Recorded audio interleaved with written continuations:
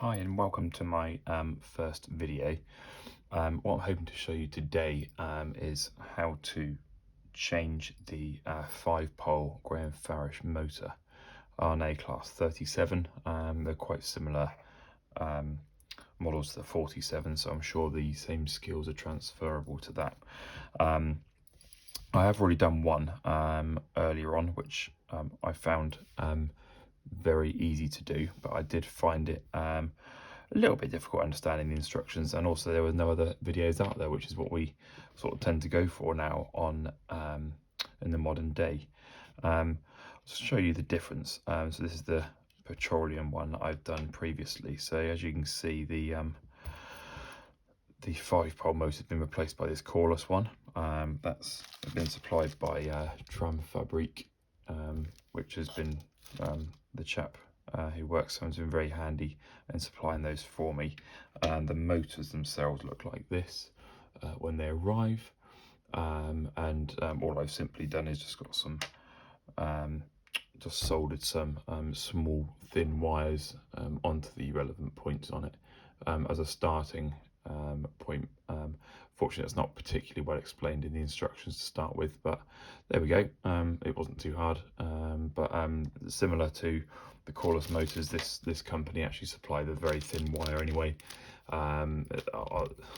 They told me to buy 2 different colours. I just went for the one because at the end of the day, you just swap them around if it's around the wrong way when we get there. But that seemed to go quite well, and this motor works fantastically well. Runs at very low, very slow speeds, and even on a slightly dirty track, it was really good, and really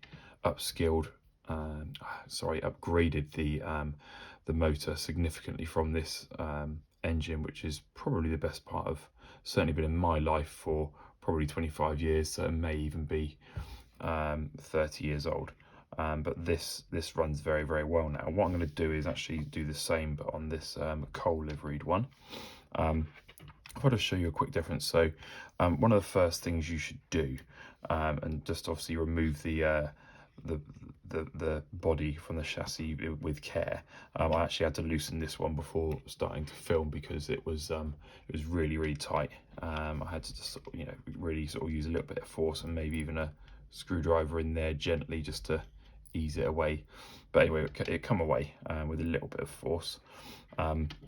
The first thing that is really important to check is to make sure you have no split gears in any of these.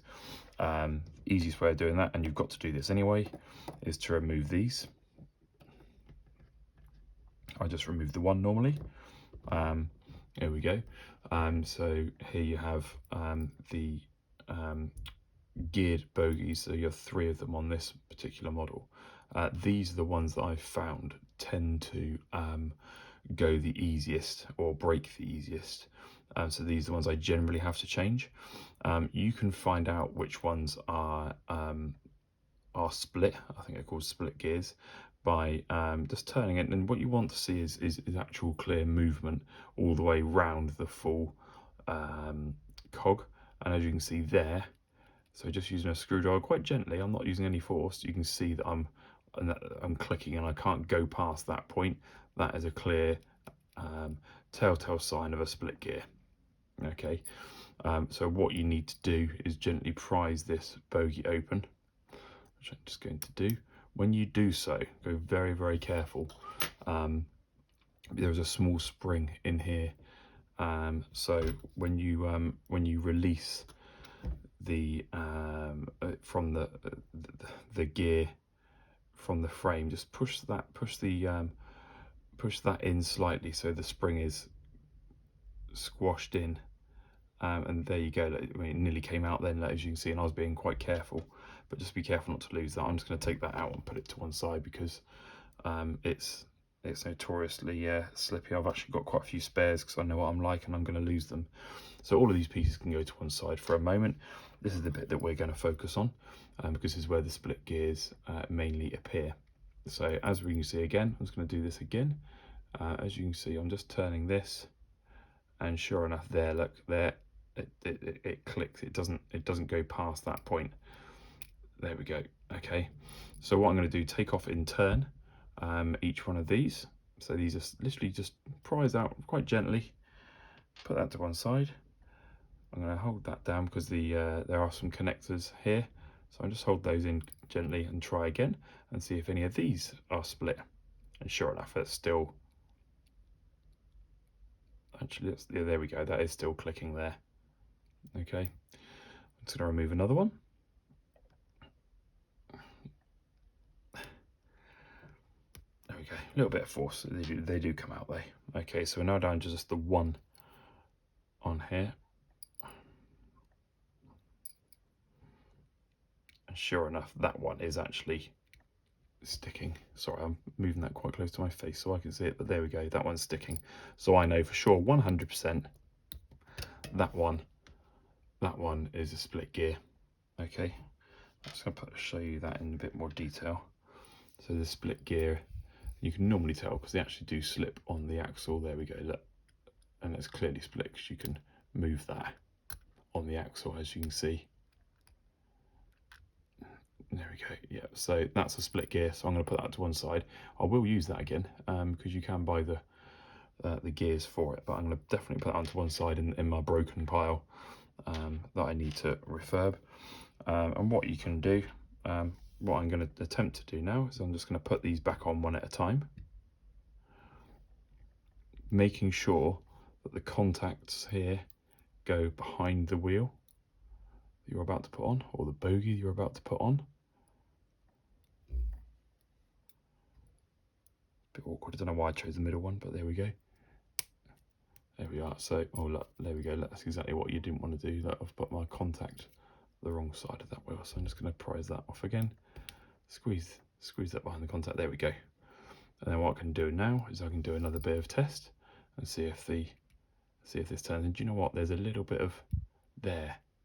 I don't know if you can pick that up, but that doesn't quite go past that. I would say that's got a split gear as well. It needs to be smooth. It really does need to be smooth. And I'm going to put that to one side. I'm just going to test the gears that are in there. And sure enough, look, they all move nice and smoothly together. So I'm pretty confident that those ones in there are okay. It's going to be these ones, as I said previously, the ones that fit on here. Squeezing that one back on. Ooh, I've lost my contacts there, but it's not a problem for a moment. I'm just gonna test that. Yeah, and that one's split as well because that's clearly not moving. Right, so all of those are coming out, and they're going to be, I'm going to refurbish those back into use at some point, which I will show you on another video. I'm just going to spend a bit of time just sorting this little bit out here. You have to go careful. So I will just cut the video, but you just have to basically match it in with how the other side is. You have to line it up with these points here. This one's just kind of loose. I need to get a bit closer to it, which is going to be in the way of the camera, I think. So I'm just going to pause that a second, and I'll be back shortly. Right, apologies for that. I just had to spend a bit of time tidying up the contacts on here as one of them fell off. As you can see, I've done that. I've also just spent a couple of minutes just getting off any debris from here. I've just used a cotton bud. There are a few bits on there, and actually, you know, you can see how much come off of it by how much dirt is on that cotton bud. Sorry, I was trying and get that to zoom into that, but there we go. As you can see, it's quite dirty. I'd done that by putting, well, it's actually some hand sanitizer, but it's basically isopropyl alcohol, and that seems to do the trick with this, which has been good. And just for the cotton bud, just go careful. Some of the cotton buds these days do tend to disintegrate a little bit. As you can see, there's a few bits of fibre coming off of that, so just make sure none of that gets stuck in there, because you don't want to clear that out. Also spent a couple of minutes making sure there's not too much fluff in amongst these gears. It looked like someone had it on a carpet previously or something like that.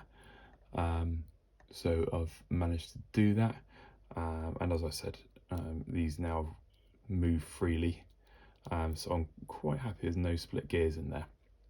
Right, I'm just going to put that down.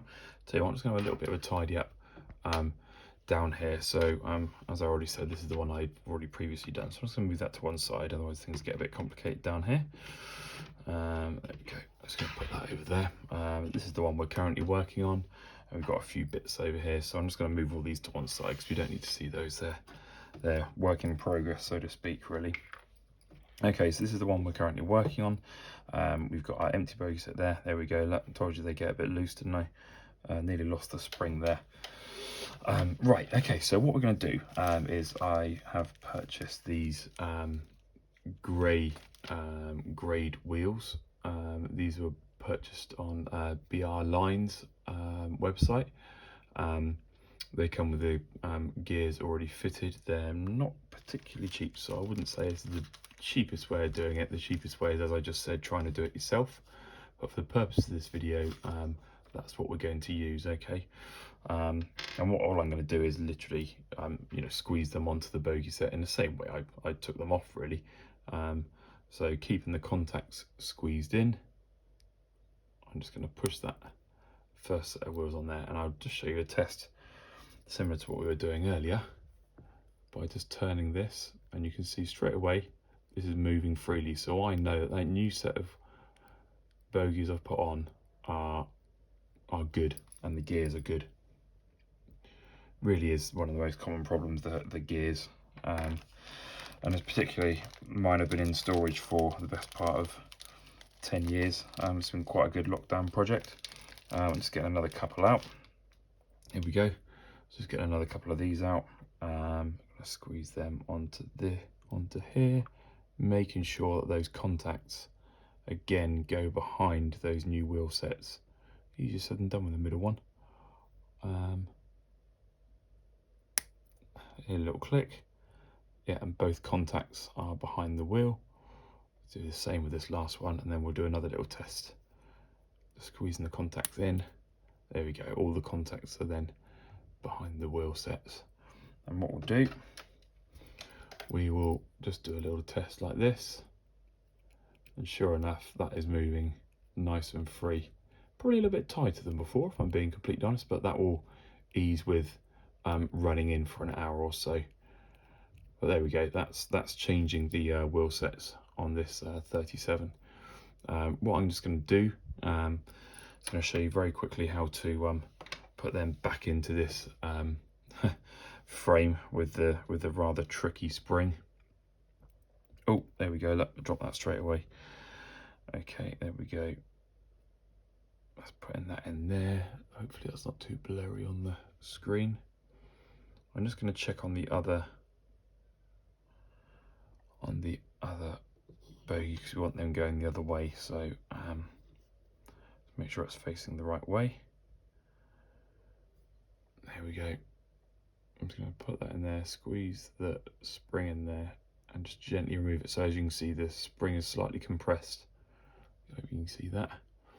Right, now this is the slightly tricky bit where I lose the spring. So what I'm going to do is just place that around the right way.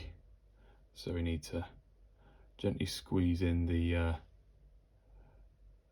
spring. There we go. So if you can see that, I've just put that in there like so,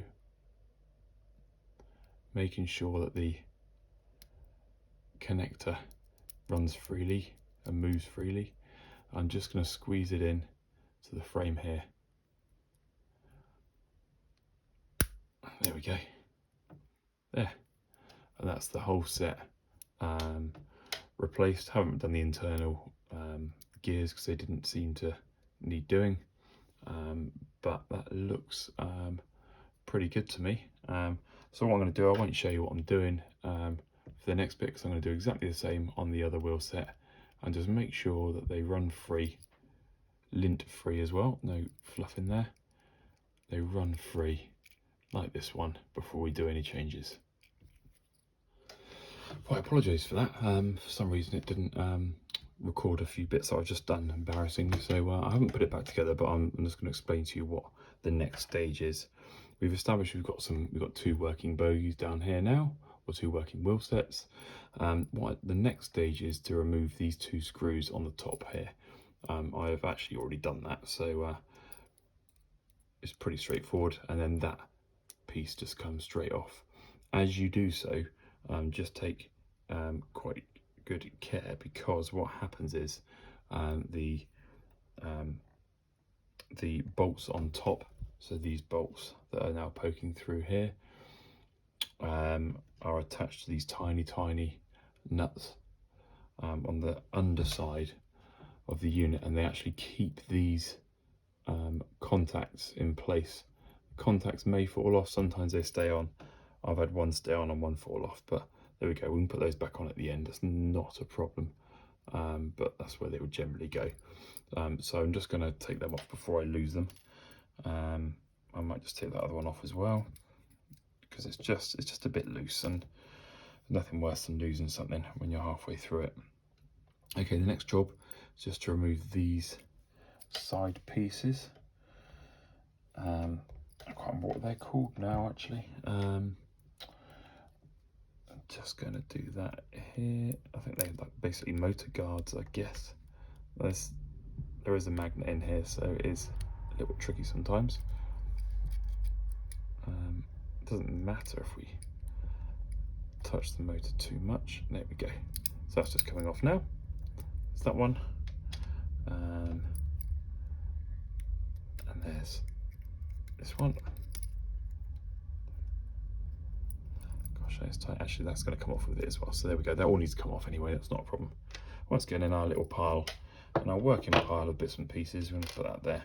So this is what we are now currently left with. As you can see here, it looks like there was an issue with the drive of this engine, because that looks pretty twisted in there, and almost burnt. So not entirely sure what happened there compared to this one. Look, it's quite it's much better. But right, it's going to go on to the next stage. Right, so the next stage of what we need to do is remove the old motor. Pretty straightforward job, I believe. So I'm just going to take that out of there. These plastic white clips come away with it also. Not going to worry too much about the old drives in there, because we're using something else for that. So I'm just forcing that bit of plastic out. Easy as a spring on that one. So that's just come loose now. I'm just going to pull that one out. Looks like that's been broken for some time anyway. There we go. So there's the old motor just there. And a couple of bits have come loose here as well, which we aren't going to need. Looks like another blanking something or other. Oh, excuse me. Let's put that back there. I think there's another bit just here we need to take out. There's another little spring there. Just going to take that out.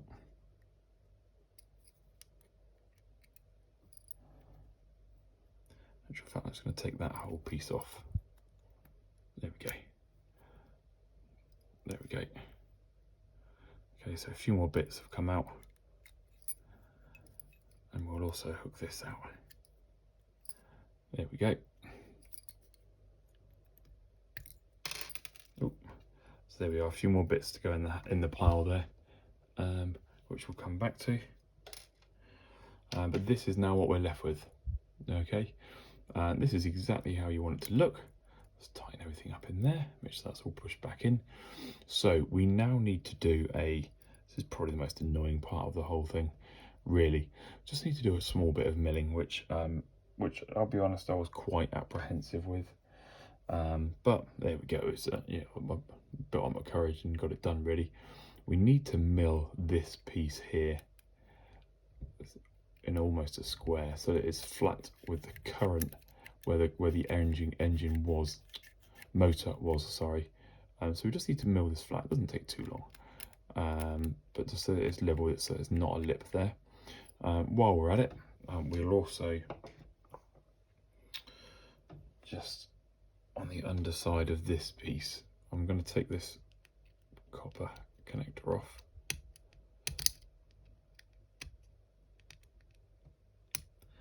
Let's push that through.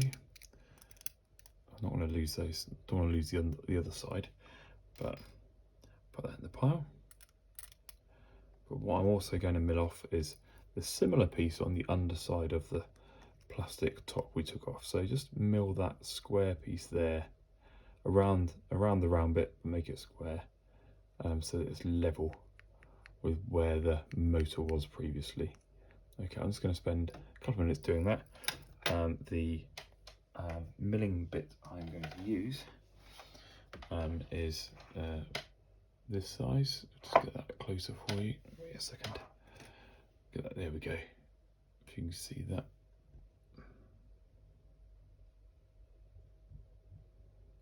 Sorry, it's not the best camera, but there we go. I think you'll be able to get an idea of the size of it. There we go. And that's what I'm going to be using. And I will literally be milling straight into there. I'll be putting this drill into a bench vise or a bench drill holder.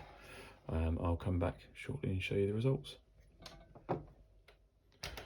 Right then, so we've just done our milling. As you can see, roughly where it's a bit bright and shiny compared to the rest of it. A bit of lint there come off. Not the best practice there, Lee, sorry about that.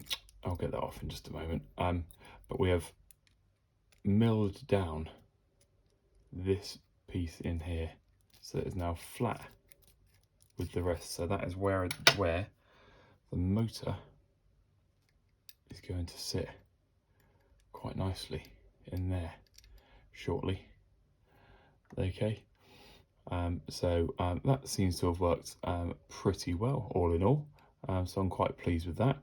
I'm just going to get that to fit in there properly in just a second. The other piece of milling that I've done is just on the top plate here. As you can see, once again, as before, there was a round piece that was just sticking up there, and that's just going to enable us enough to be able to fit the new motor in, just with what I've done there. Okay, so what I'm now going to do, unfortunately when that was being milled, a few bits did fall out, as you can see down here, but that's not a problem. We'll show you how to put those back in shortly. Right then, so I've had to do a little bit of tweaking with the motor itself. So as you can see, I've got it sat in there quite well now.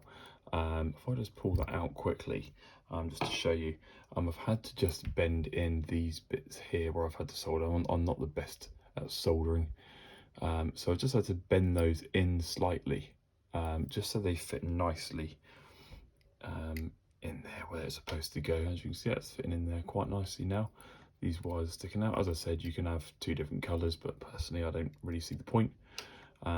What we're now going to do is we need to connect these drive shafts to the other driving parts here, so either side and either side. To do that, supplied with the motor, there's some silicone tubing, and we're just going to use that. I'm going to cut around, it's around just under a centimetre, just to fit in this gap here. So up to, sorry, let's get that in focus, around about up to the here, so that there's enough in contact, and that is what's going to drive our motor, drive our wheels in just a moment. I'm just going to cut that and show you what I've done. Right then, apologies for not showing you in a bit more detail, but I've cut my silicone tube, which as you can see is now in here. And what I've had to do is I just attached it to both sides, so both drive shafts. And what that does is that provides the drive from the motor to the wheels. To do that, I fitted it onto the motor first, okay, onto the drive shaft, squeezed the motor in, and then pushed the silicone tube up against here. You may find you have to remove these plastic pieces, just enough to get this shaft out to squeeze it on, but I find it okay just pushing it on and then pushing up from here to slide it on. But as you can see, if I just move one side, so if I move this side, that's turning the other opposite side of the motor, so I know that's running quite nicely in there, which when I first saw it was a silicone connector, I was a bit concerned, but actually it works good for me. Right then, now it's time to put things back together. So this is what we're left with. I did just put a blob of glue, some quite strong glue on the bottom of this motor just to hold it in place. Most of them do actually come with a little with a bit of sticky on them anyway now, so you won't have to worry about doing that yourself, but this one didn't, unfortunately. So we've got our two wires coming out. Be careful that the contacts on the motor aren't touching the chassis, quite important, which they're not in this case. So we're ready to go with that. Just going to zoom in a little bit, see if that helps. Okay, move our bits and pieces to one side. Okay, so we've got our top plate. This is now going to go on the top, okay, and we're just going to feed one of the wires out through the top here. So I'm going to put through that hole there, and the other wire needs to really just literally be squeezed against the chassis. I'll probably cut this off a little bit. It just needs to be squeezed and make contact with the chassis when you're putting the plate back on. I'm probably just going to take a little bit of a cut off that with some electrical pliers, but essentially what you're looking for is the plate back on like so. Sorry, wasn't showing you very well there. So plate back on like so, with one wire out, the other one literally tucked underneath the plate here, a little bit shorter than I've got, and it's squeezed up against the chassis, because that actually acts as a conductor. I'm just going to sort that out now, and I shall show you what I've done as an end result. And also I'm just going to attach the, oh, squeeze that back on there. I'll just show you this side. Just going to attach the contact. Oop, there we go. So that's going to go in here with the nut also, and they're going to fit themselves onto here, and they'll be facing the opposite way, but I shall show you that in just a moment. So then we're virtually done. I've managed to get the top plate back on, and as you can see, I haven't done a very good job, I'll just tidy that up in a moment, but there are some wires touching the chassis just in here where I've squeezed them in. I'll probably in a moment just stick a bit of solder on those to bunch them together and squeeze it in there a bit better, but you can get the idea of what needs to happen. The final bit to do is just to solder this wire onto this brass plate. I'm running out of a bit of time, so I'll just show you the other one that I've done already, which shows you how I've done that in the same way. There we go. So there is one wire squeezed between this top plate and the chassis, and the other one is soldered on the top like so. To be honest, they'll look exactly the same what's done, but that's where we're currently at, with a view that we've just got to put the bogies back on. These ones, this one's, any other bits and pieces that have fallen out, truth be told, you don't really need. I've been running mine without them absolutely fine, so I don't see a reason why you would need to. If I just put I'll just put my other chassis on the petroleum one just so you can get an idea what it looks like. You don't need the other bits and pieces that we've taken out, so there's quite a few bits you can put into a bag and maybe sell on eBay or whatever, but you know, that looks pretty smart to me. Nice new greyed out wheels, as we've already said about earlier, and a good job, and hopefully a nice quiet running loco. Thanks for watching, and hear from you again soon.